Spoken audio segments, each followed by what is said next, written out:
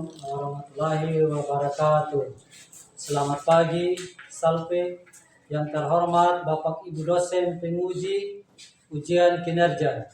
Perkenalkan, nama saya Adrianus Jayu Marawali dengan NIM 25011958838.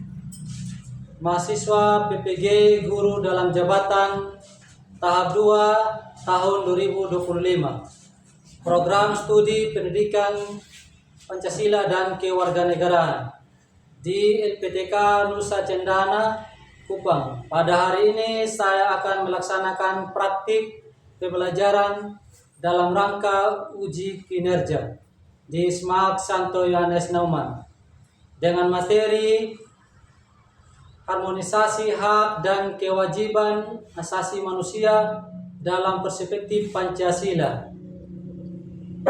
Ini KTP saya, demikian perkenalan saya, sekian dan terima kasih. Siap. Risalah. Selamat pagi, Pak.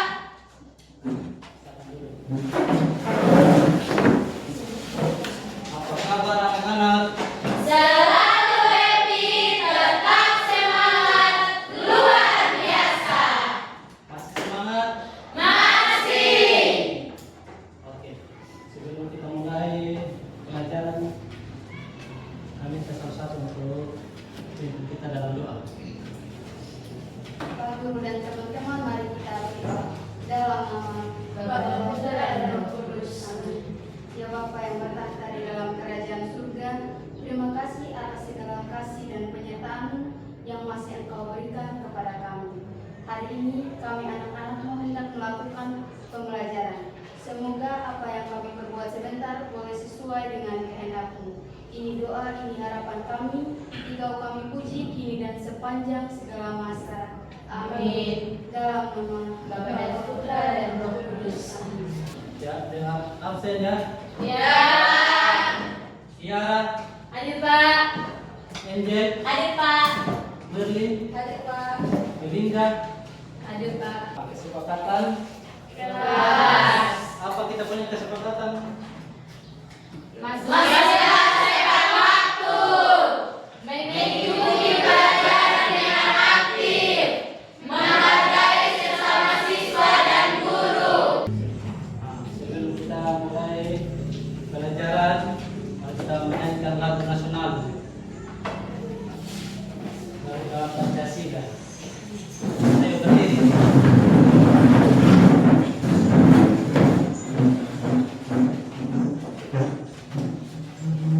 Satu, dua, tiga. Garuda Pancasila, akulah pendukungmu,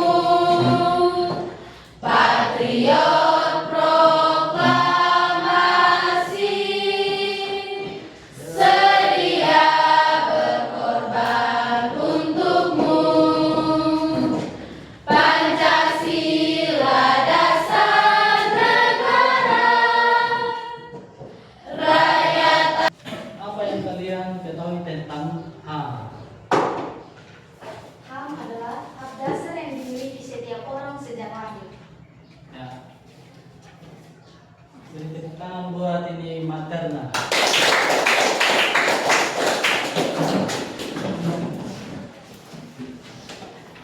Hak dasar yang dimiliki oleh setiap Manusia. itu sejak lahir. Apa contoh pelanggaran HAM yang kalian dengar? Yang pertama KDRT, kekerasan dalam rumah tangga. Yang kedua pencemaran nama baik. Pencemaran nama baik, KDRT, kekerasan dalam rumah. Tangga. Tujuan pembelajaran hari ini menganalisis kasus-kasus Pelanggaran hak asasi manusia dalam perspektif Pancasila.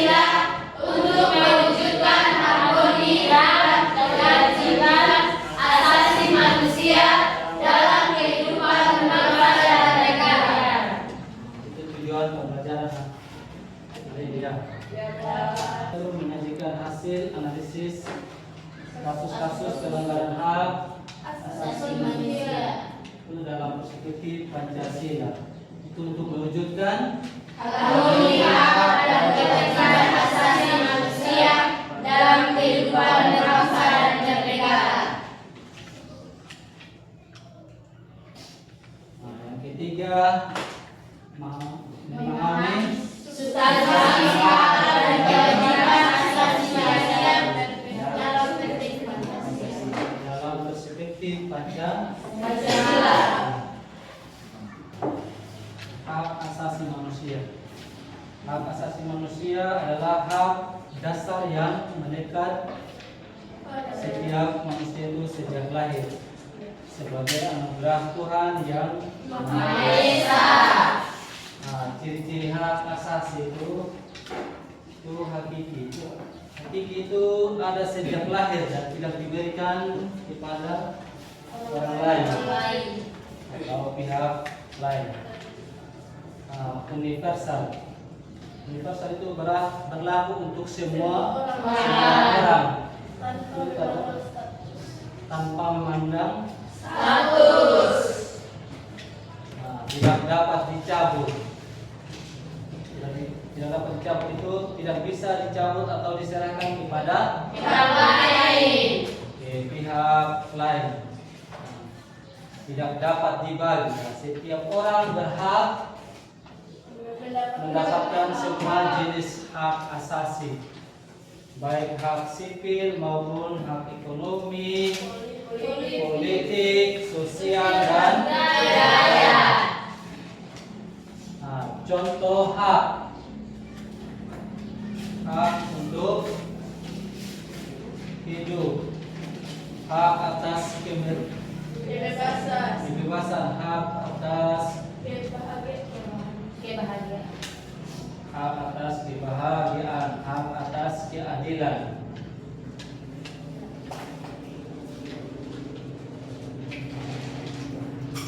Pengertian kewajiban asasi. Kewajiban asasi itu adalah beban dasar yang harus dilaksanakan oleh setiap manusia. Itu sebagai konsekuensi dari hak asasi yang dimiliki. Sifatnya itu bersifat mengikat.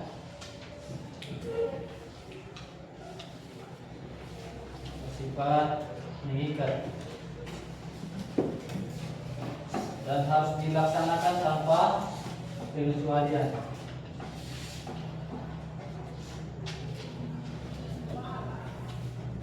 Contohnya menghormati dan menghargai orang lain atau menjaga martabat orang lain. Setiap manusia serta menghargai agama atau kepercayaan orang lain. Hubungan hak dan kewajiban. Hubungan hak dan kewajiban ini itu merupakan dua hal yang tidak dapat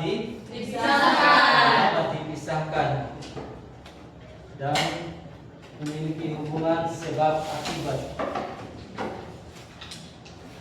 Itu seseorang mendapatkan haknya itu karena memenuhi kewajiban untuk menghormati hak orang lain.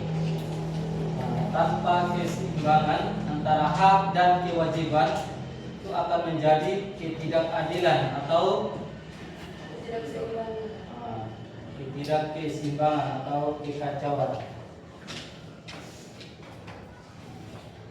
Landasan hukum hak asasi manusia atau HAM.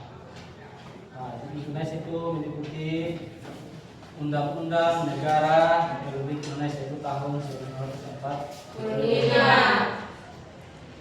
Terus sebagai berbagai undang-undangan dan peraturan lainnya. Undang-Undang Dasar tahun 1945 itu khususnya Itu pada pasal 28A itu sampai pada 28 J. itu menjadi landasan atau konstitusional. Itu sementara Undang-Undang Nomor 39 Tahun 1995 itu memberikan penjabaran yang lebih rinci. Itu landasan hukum utama. Itu Undang-Undang Dasar Negara Republik Indonesia. Nah, itu menjadi fondasi utama itu HAM di Indonesia. Itu terutama pada pasal 28A sampai hingga 28 J. itu yang menjamin berbagai hak. Undang-Undang Nomor 39 Tahun 1945 itu tentang HAM. Itu merupakan penjabaran lebih lanjut dari amanat Undang-Undang Dasar tahun 1945 untuk mengatur hak-hak dasar, pelanggaran HAM, serta pembentukan lembaga serta Komnas HAM.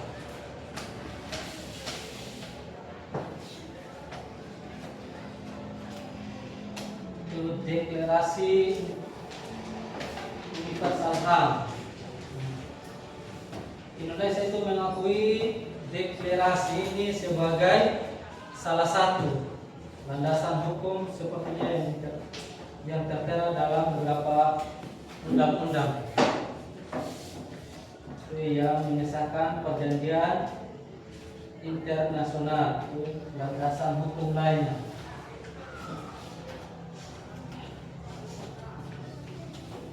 Undang-Undang Nomor 26 Tahun 2000 tentang pengadilan hak asasi manusia. Tentang pengadilan hak asasi manusia yang mengatur mekanisme itu pengadilan terhadap pelanggaran HAM.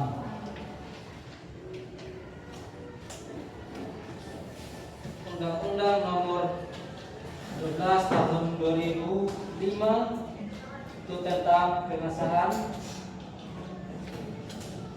Konvensi Internasional itu tentang Hak sipil dan politik. Itu hak sipil dan Politik. itu untuk mengesahkan perjanjian internasional yang terkait dengan hak-hak sipil dan politik.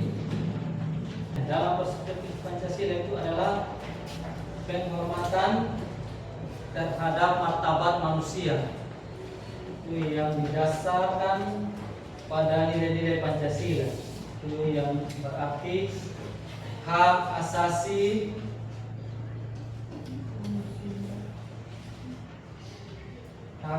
manusia itu yang diakui, dijamin karena setiap individu adalah makhluk ciptaan Tuhan, itu yang memiliki martabat dan nilai yang sama di mata hukum. Pancasila ini menjadi dasar yang kuat untuk melindungi dan menjamin hak dan kepentingan bersama demi terciptanya masyarakat yang adil dan beradab.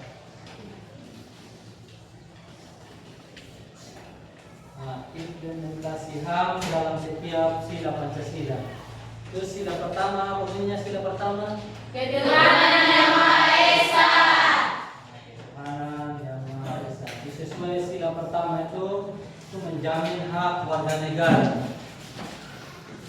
Itu untuk memeluk agama dan beribadah sesuai Kepercayaan masing-masing. Kalau sila kedua, keadilan yang kemanusiaan yang beradab.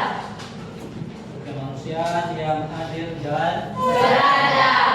sesuai sila kedua ini mengakui persamaan derajat hak dan kewajiban setiap manusia, serta menjamin hak untuk mendapatkan perlakuan yang adil. Itu sesuai dengan sila kedua. Kalau sila ketiga, Persatuan Indonesia. Persatuan Indonesia.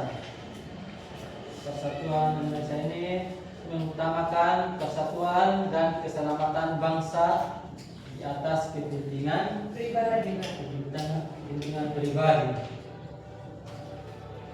Dengan semangat gotong royong untuk menjaga keutuhan bangsa.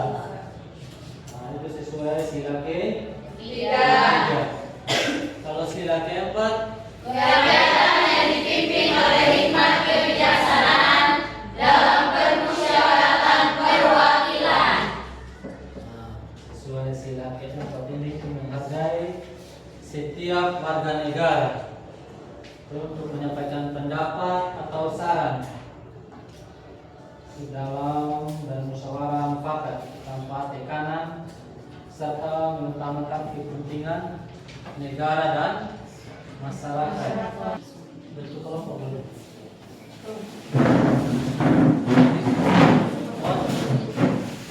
Dari sini.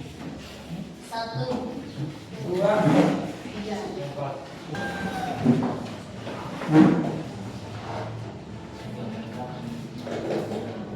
Nah, judulnya itu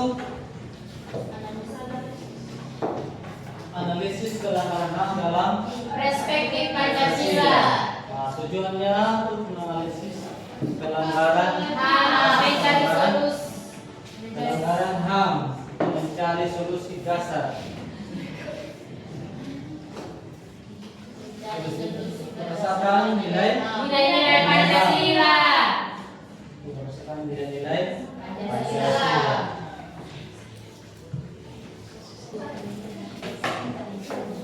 Nah, sesuai kasus itu hak asasi apa yang dilanggar? Sesuai topiknya itu tadi.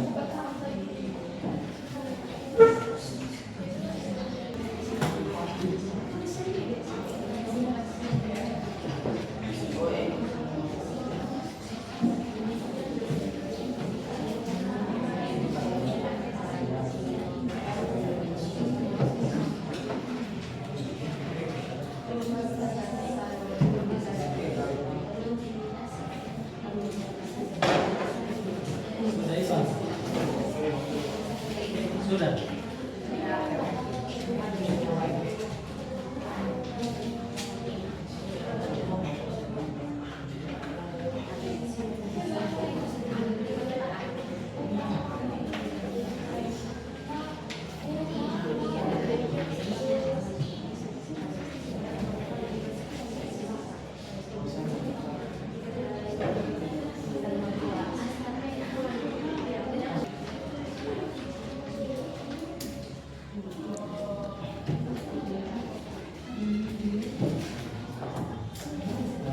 Baca kasus itu sesuai pertanyaan sila mana yang dilanggar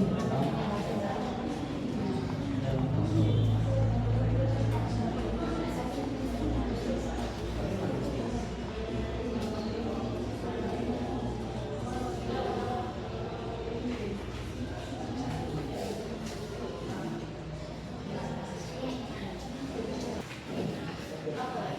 Jadi baik, terima kasih atas waktu dan kesempatan yang diberikan kepada kami kelompok 1. Kami akan mempresentasikan hasil diskusi kami. Sebelum itu, kami akan memperkenalkan diri kami masing-masing. Perkenalkan, saya Diana sebagai moderator utama. Saya Jovan sebagai pemateri dari 1. Saya Minjas sebagai pemateri 2. Perkenalkan, saya Dia. Perkenalkan saya Leo. Kepada pemateri 1, saya persilakan. Kasus apa yang terjadi? Sila Pancasila mana yang dilanggar dalam kasus ini? Jelaskan. Demikian dari hasil presentasi kami. Atas perhatian Pak Guru dan teman-teman kami ucapkan limpah terima kasih. Tepuk jempol. Jempol kanan, jempol kiri.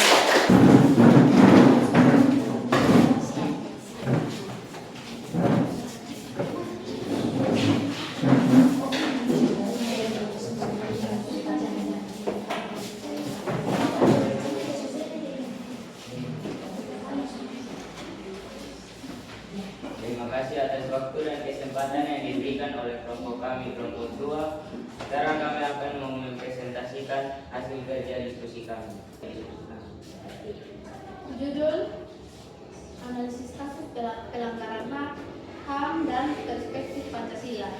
Tujuan menganalisis kasus pelanggaran HAM, mencari solusi berdasarkan nilai HAM dan mencari solusi berdasarkan nilai-nilai Pancasila. Sekian hasil presentasi kami ucapkan lupa terima kasih. Tepuk jempol. Jempol kanan, jempol kiri, 2 jempol. Salut. Jadi baik, terima kasih atas waktu dan kesempatan yang diberikan kepada kami kelompok 3. Untuk itu, saya persilahkan kepada teman saya pembawa materi untuk membacakannya. Kasus yang kami analisis adalah tentang kekerasan dan pembunuhan di luar hukum. Salah satu bentuk pelanggaran HAM yang dominan terlihat selama 100 hari pertama pemerintahan baru adalah kekerasan dan pembunuhan di luar hukum oleh aparat.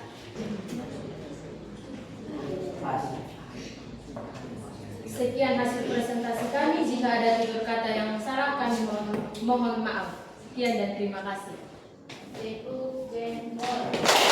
Jempol kanan, jempol kiri, 2 jempol. Salut. Terima kasih yang kelompok 1, 2, dan 3 ini sangat bagus, sangat jelas. Nah, jadi banyak lagi lebih memantapkan lagi ya. Ya.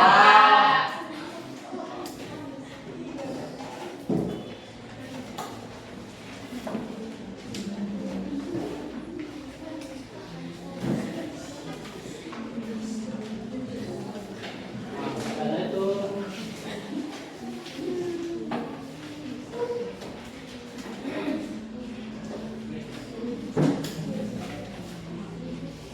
refleksi untuk apa yang telah kalian pelajari dan bagaimana kalian dapat menerapkan dalam Kehidupan sehari-hari.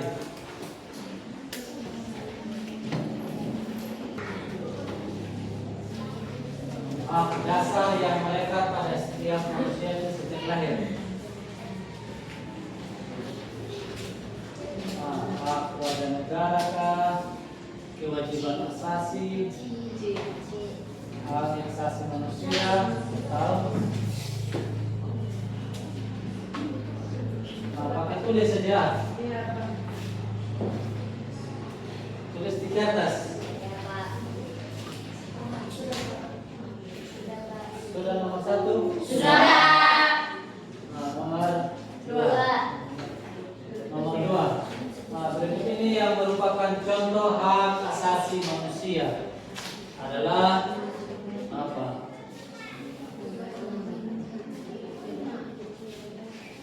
Berikut ini yang merupakan contoh hak asasi manusia.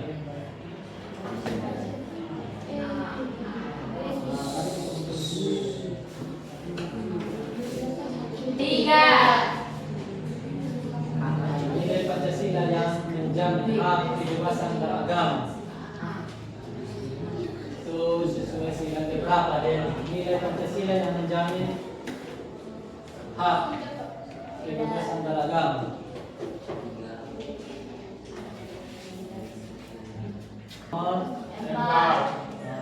Contoh perilaku yang mencerminkan penghormatan terhadap HAM. Contoh perilaku yang mencerminkan penghormatan HAM.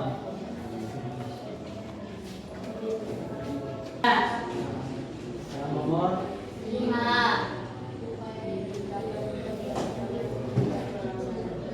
upaya yang dapat dilakukan untuk mencegah pelanggaran HAM.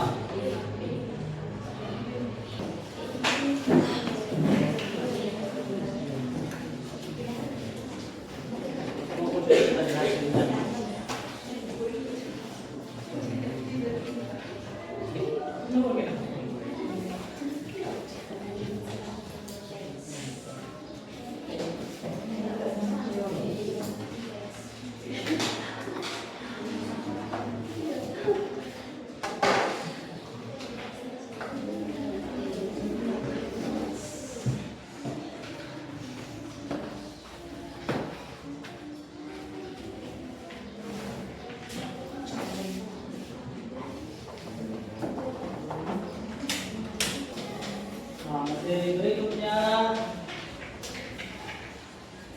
kita lanjut di substansi hak dan kewajiban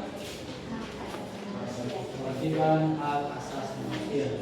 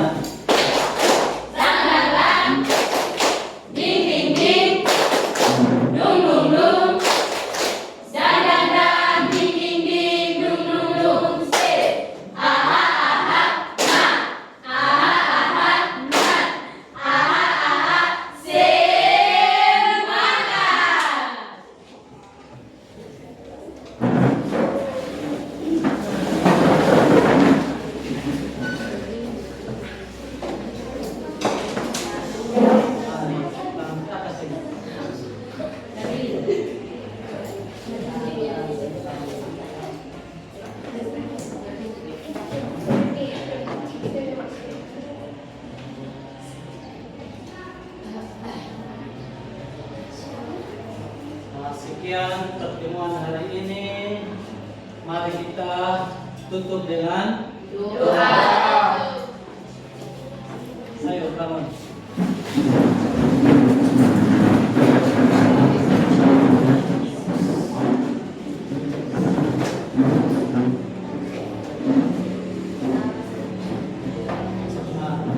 Kita sudah dulu.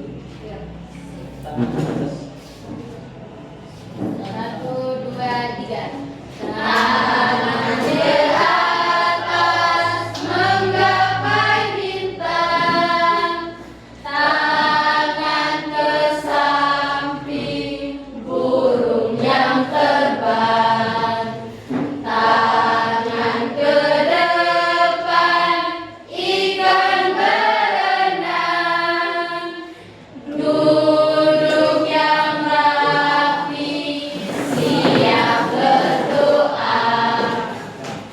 Salah satu kita dalam doa.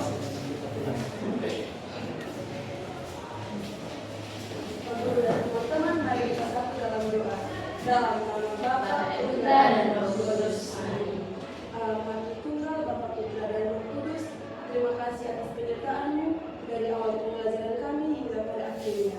Semoga apa yang kami belajar ini menjadi bekal kami di masa depan. Ini doa, ini harapan kami yang kami sampaikan kepadamu lewat pengantaran Yesus Kristus Putramu yang bersama dengan Engkau dalam persatuan Roh Kudus, hidup dan berkuasa Allah sepanjang segala masa. Amin. Dalam nama Bapa Bapa dan Putra dan